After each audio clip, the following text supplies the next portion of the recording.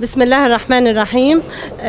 تم بعون الله تعالى افتتاح مدرسة البر السورية، ونحن بمرسين ونحن مستعدين لاستيعاب كافة الطلاب السوريين من كافة المراحل مع تعليم اللغة التركية بكافة المراحل، حتى الأهالي اللي بمنطقة مرسين لو كانوا بعيدين عن المنطقة نحن مستعدين لاستيعابهم، وبنطلب المساعدة من أي جهة كان أو أي شخص بتأمين أوتوكار أو باص، لأنه في مناطق كتير بعيدة وفي طلاب كتير سوريين بحاجة لتدريس، ونحن رح ندرس اللغة العربية بكافة المناهج، طبعا المناهج السورية حتى البكالوريا، طلاب البكالوريا، بس محتاجين مساعدة باص تأمين أوتوكار.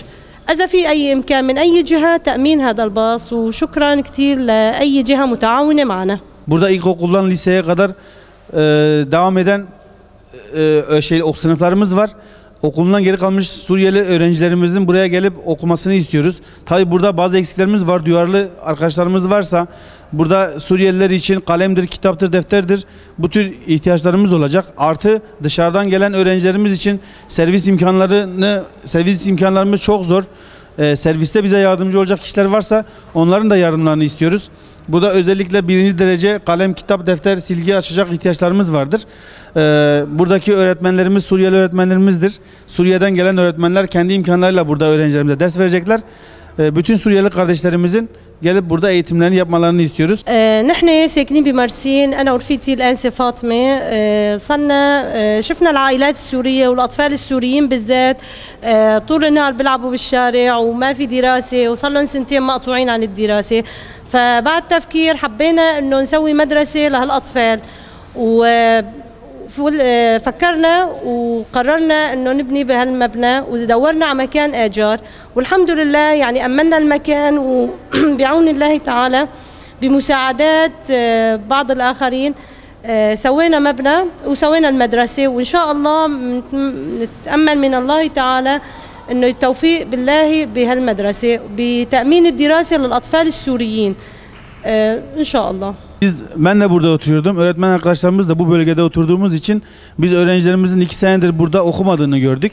Bu gibi bunu göz ardı edemedik. Çünkü 2 senedir okula gidip de şu an bir şey yazamayan öğrencilerimiz var. 2 senedir okulundan oldukları için, uzak kaldıkları için. Şimdi biz bunu düşündük. Bu bir vicdan azabı çektik. Biz bunu müsaade istedik buradaki halktan. İşte burada yer sahibinden. Onlar da Allah razı olsun müsaade verdiler. Ve biz öğretmen arkadaşlarımızla birleştik. Onlarla beraber ortak kararımızı verdik. Ve buraya öğrencilerimize hizmet için ortak karar verdik. İnşallah muvaffak oluruz diyor.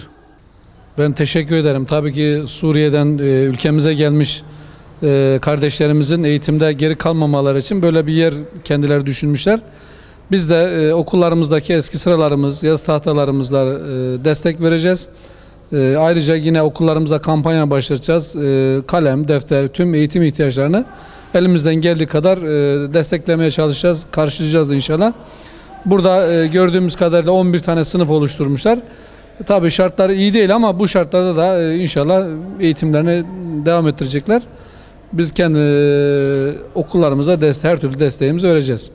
نحن لما ولدت الفكرة المدرسة عنا دورنا على مكان، فلقينا مكان دابو كبير مساحته شي 300 متر، أخذناه وجبنا متعهد تعهدنا ببنائه وقطعناه لعدة صفوف، طلع عنا تقريبا 11 صف، مساحة منيحة مشان نستوعب عدد من الطلاب، وبنينا المبنى وبفترة قصيرة كتير الحمد لله الله يسر علينا، وكانت المدة كتير قصيرة. نزلنا إعلانات في الإنترنت وطبعنا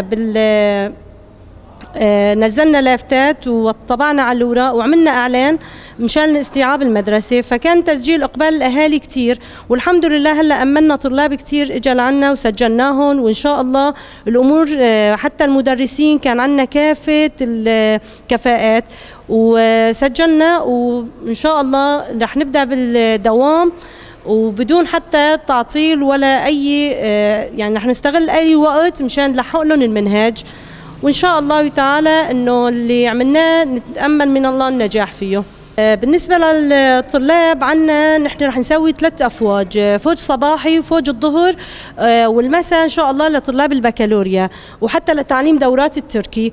المدرسة يعني كل صف رح يكون عنا استيعاب منيح للطلاب، يعني من 25 ل 30 كل صف، فرح يكون عندنا مقدرة لاستيعاب أكثر من 1000 طالب بالكمية الصفوف اللي عنا. حتى بالنسبة للمدرسين رح يكون خيرة المدرسين كلهم خبرة في التعليم وشهادات جامعية ودبلوم وكافة الاختصاصات.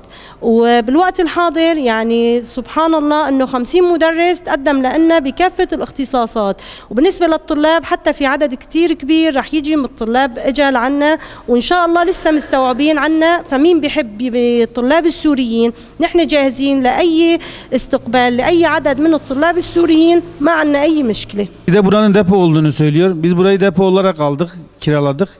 Kendisinin sahiplerinden biz izin aldık. Sağ olsun bize izin verdiler. Bir tanesi buranın inşaatını üstlendi. Buradan 11 tane sınıf çıkarttı. Bu 11 sınıftan bu 11 sınıftan toplam biz eğer şey yaparsak yeter ki öğrenci gelsin, biz 1000 öğrenciye kadar burada şey yapabiliriz 3 dönem halinde. Sabahçı, öğlenci ve akşamcı şeklinde. Bizim elimizde şu an 50 tane öğretmenlik sıfatına varmış insanlar var. Suriyeliler var.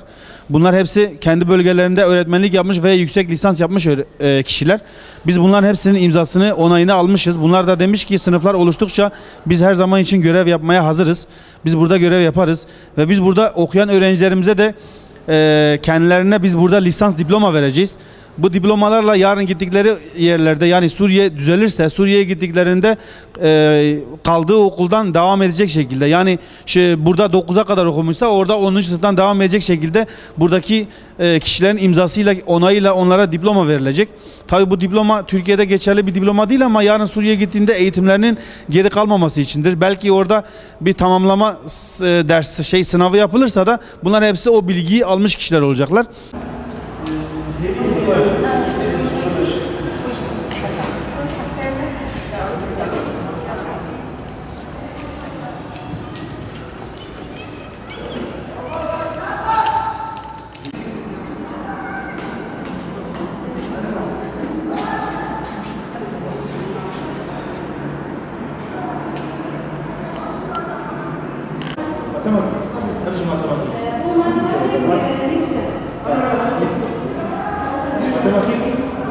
في سوريا درست هناك وبعدين تسكرت المدرسة هناك بسوريا بسبب الحرب، بسبب القصف. جيت لهون على تركيا واشتغلت في هاي المدرسة، بدي اشتغل في هاي المدرسة. طبعا هي مدرسة خيرية و يعني اجباري راح اكون سعيد جدا في الشغل فيها، لانه بالاخير انا عم بخدم طلاب بلدي سوريا اللي منعوا الحرب من اكمال دراستهم. فأنا إن شاء الله راح أكون هون بمساعدتهم ليكملوا دراستهم. Diyor ki ben Suriye'de daha önce orada matematik öğretmeniydim. Bizim orada okullarımız kapanınca biz mecbur Türkiye'ye göç etmek zorunda kaldık. Daha doğrusu kaçtık diyelim. Şimdi buradaki öğrencilerimizin durumunu görünce biz çok duygulandık, çok üzünlendik. Böyle bir okulun açıldığını duyunca bizim bu öğrencilerimizin geri kalmaması için biz seferber olduk. Biz bu işi ücret karşılığı değil, gönüllülük esası olarak yapıyoruz. Bizim öğrencilerimizin burada geri kalmamasından daha büyük bir mutluluk, bir sevinç olamaz bizim için. Biz bunların okuması için elimizden geleni yapacağız. Gerekirse gece de olsa, gündüz de olsa çalışacağız.